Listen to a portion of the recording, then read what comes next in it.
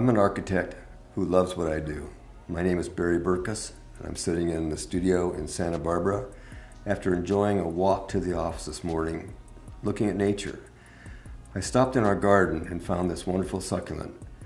A succulent that looked like a village and something that I could make into a building. Many times as I walk or ride my bike, I look at the nature around me and think about what can I do with that to make something beautiful for people to enjoy.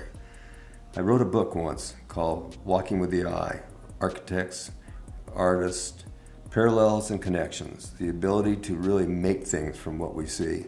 So I took this and I said, what happens if this becomes a series of cups that support people, that becomes a vertical village that we can live in?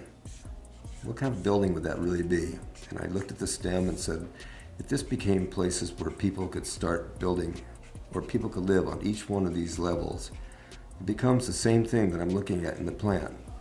And it is a village, but it's an organic village, and it's a place where people would enjoy living with nature. And the color of this plant is also something that was capturing me as I watched it and looked at it in the garden. It's going to go back to the garden. Being a succulent, it can be replaced and replanted. But it is a form that, in my mind, is something that would be wonderful to live in. And that's part of being an architect, continuing to exercise the mind and look at places to live and places to work and places that would become wonderful pieces of architecture based on what we see as we walk in the nature of place.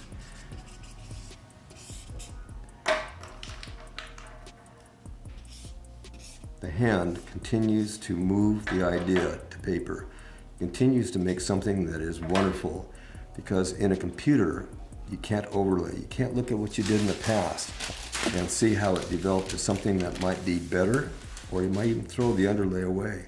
But it's something that architects always should look at. Look at the past, look what you've done, see how it starts developing into new ideas, see how the shadow forms start working in the shape and making the elements really become powerful pieces of architecture.